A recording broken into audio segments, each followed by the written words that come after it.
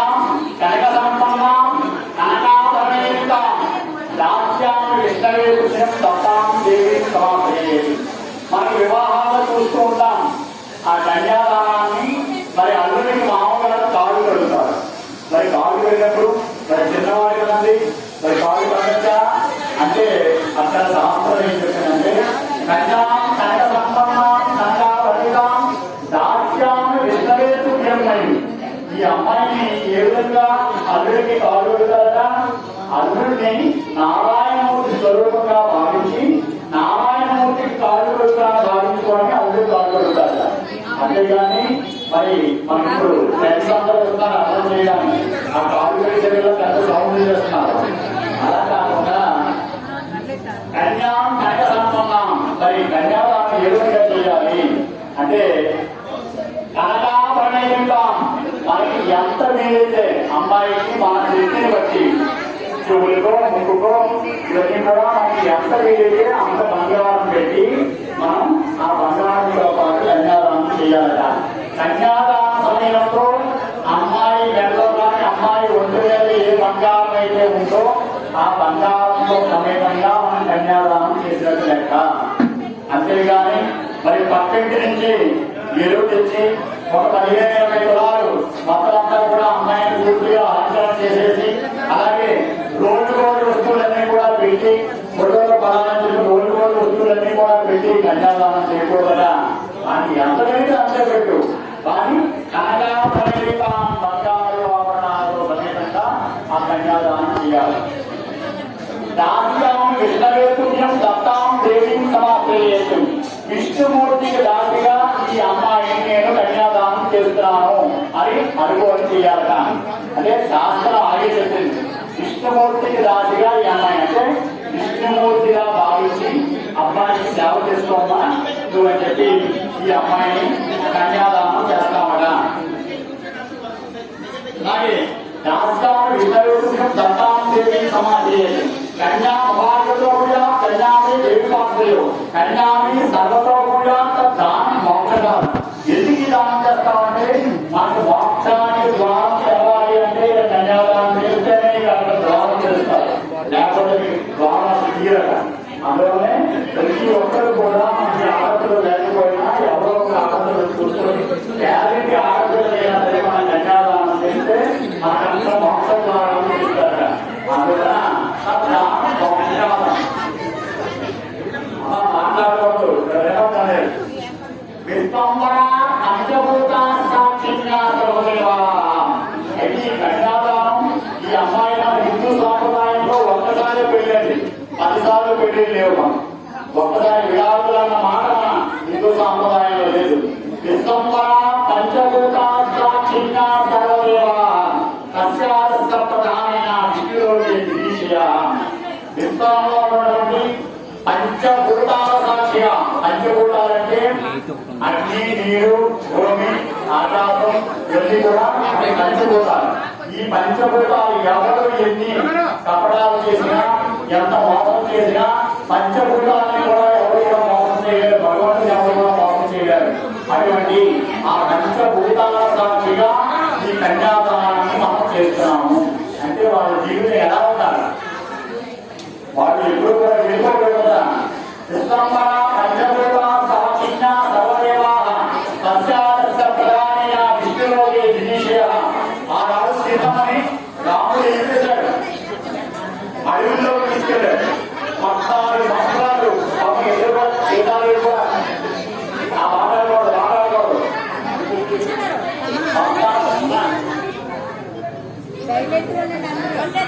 ఆ సీతాదేవిని అడవిలో తీసుకెళ్ళినప్పుడు మన సీతాదేవి అయ్యో నన్ను ఈ అడవిలో తీసుకెళ్ళారు, మీ నాన్నగారు మిమ్మల్ని కదా ఏమన్నారు, నన్ను తీసుకెళ్తాను అనే కదా సీతాదేవి. భర్త ఎక్కడుంటే అక్కడే ఉండాలి భార్య, అందుకే నేను కూడా మీతో వస్తానన్నది. మరి ఆవిడ బతిలో కావచ్చు మన బతిలో అవుతామా, భర్త ఎక్కడుంటే అక్కడే ఉండాలి.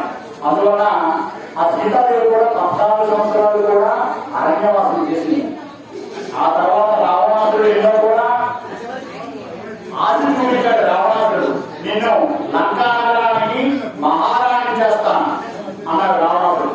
కానీ అమ్మవారు వచ్చలేదు. నాకు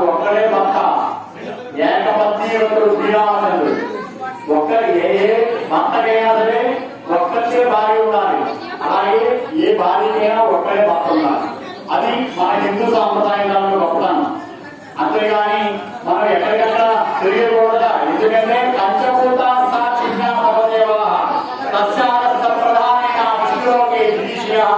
పంచభూత సాక్షిగా నేను వివాహం చేసుకుంటాను అని మన పెళ్లిలో ప్రమాణం చేస్తాం. అందువలన ఎప్పుడైనా సరే ఒక భార్యకి ఒక భర్తే ఉండాలి, ఒక భర్తకి ఒక భార్య ఉండాలి. అందుకే రాముడు చేసి చూపించాడు, మానవుడు అనేవాడు ఎప్పుడైనా సరే ఒక భార్యలోనే ఉండాలి. పంచభూత సాక్షిగా పెద్దలందరూ కూడా నిర్ణయించిన వాళ్ళు ఎవరైతే వాళ్ళే భార్యగా ఉంటారు, వాళ్ళే భర్తగా ఉంటారు. స్వర్గంలో వివాహాలు స్వర్గంలో నిర్ణయించబడతాయి, అంటే మీద నిర్ణయించబడతాయి. భగవంతుడు ముందు నిర్ణయం చేస్తారు ఈ అమ్మాయికి ఈ అబ్బాయి అని చెప్పి. అందుకే మనకి ఎన్ని సంవత్సరాలు స్వామిగా వచ్చినటువంటి అమ్మాయి ఎలా ఉండాలని అబ్బాయి వాళ్ళ తల్లిదండ్రులు కూడా నిర్ణయిస్తారు. అలా పెద్దలు అందరూ కూడా నిర్ణయించినటువంటి వివాహాన్ని చేసుకుంటే వాళ్ళ జీవితం సరకాలం బాగుంటుంది అని చెప్పి ఆ కన్యాదానంలో చెప్పడం జరిగింది. ఆ తర్వాత మన కన్యాదానంలో మరొక మహత్తరమైనటువంటి మంత్రం ఉందండి, మృళీయతుడు. ఈ అమ్మాయిని మనం కన్యాదానం చేసేటప్పుడు పూర్తిగా కన్యాదానం చేయము. అంటే నేను నీకు అమ్మాయిని పూర్తిగా దాడబోతున్నా అని చెప్పేప్పుడు కూడా అన్నమాట. ఎందుకంటే మంత్రాల్లో దొంగలు, ఎందుకంటే అమ్మాయికి ఏ విధమైనటువంటి లోటుపాట్లు వచ్చినా మళ్ళీ అబ్బాయి సృష్టించవలసినటువంటి అధికారం ఒక అమ్మాయి తల్లిదండ్రులకే ఉంటుంది. అమ్మాయికి ఎటువంటి లోపాలు ఏవైనా వచ్చినా లోటుపాట్లు వచ్చినా సృష్టించే అధికారం ఉండాలి కన్యాదానికి. ఎవరైతే అమ్మాయి కన్యాదానం చేస్తారో వాళ్ళు ఉండాలి. కాబట్టి పూర్తిగా అధికారం ఇవ్వలేదు మన శాస్త్రం. కన్యాదానాన్ని అబ్బాయితో కలిసి సహజీవం చేసినంత వరకే ఆ కన్యాదానం చేశారు. ఎటువంటి లోటుపాట్లు వచ్చినా ఆ కన్యాదానం వెళ్ళి గట్టిగా కన్యాదానం చేశారు కదా మీరు అడగకూడదని చెప్పి అన్నానికి అబ్బాయికి రైట్స్ లేకుండా మన శాస్త్రం. అందువల్ల అలాగే అబ్బాయికి ఏమైనా తేడా చేసినా అమ్మాయి ఎటువంటి సేవలో రోడ్డు చేసినా సరే అమ్మాయి తాలూకా తల్లిదండ్రులు అమ్మాయిని వచ్చి ఆడచ్చు. అందువల్ల తల్లిదండ్రులకి అటువంటి అధికారం ఇచ్చిందాం రాష్ట్రం. అందువల్ల ఇటువంటిది మన హిందూ సాంప్రదాయం. ప్రతి ఒక్కరు కూడా హిందూ సాంప్రదాయంగా పెళ్లి చేసుకోవడమే చాలా ఉత్తమమైనటువంటి సాంప్రదాయం. వాళ్ళిద్దరు కూడా కలగాలను కూడా 100 ఏళ్ళు నిండు జీవితాలతో ఉంటారు ఈ శాస్త్రం. అంతేగాని ఇప్పుడు రిజిస్ట్రీ మ్యారేజ్ కానీ అలాగే ఈ వేరేగా ప్లేట్ ఎక్కేయాలి కానీ ఇవన్నీ కూడా కాదుగా మన సాంప్రదాయం, మన హిందూ సాంప్రదాయం. పెద్దలకు ఇచ్చినటువంటి పెళ్లి చేసుకోవడం మన సాంప్రదాయం. అటువంటి ఆ కన్యాదానాన్ని మనం జరిపించాం. జగత్కారూపాయ దేవాయ అధియగోత్రయాం కన్యాం ప్రజాసహస్రనామభ్యః ప్రతిపాదయామి. అందువల్ల ఆ ముహూర్తానికి మంగళాచరణాలని కూడా పడుతున్నారు. శ్రీమద్వ్యాస పరాశరాజ సుఖ ప్రహ్లాదనాలోచన శ్రీకం నద్రోకుండరీక భగవాన్ భీష్మాం వైశాఖయ శేషాదోర వశిష్ఠనాగమయో జానాధనాం పాంచరాం ఏకే భాగవతా దినీజముఖా కుర్వంతు మాం మంగళం. మంగళం అన్నప్పుడు ఒక అక్షరం తీసుకొని అక్కడ వినాయకుడిని తెలియదు.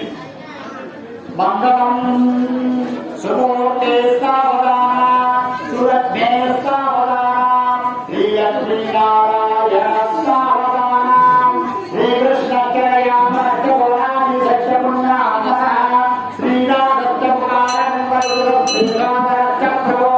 శ్రీమత్పంకజలోచనచ్చ బహుధానందాని నామాని నానా మంగళకారణాన్ని సతం కుర్వంతు వాన్ మంగళం.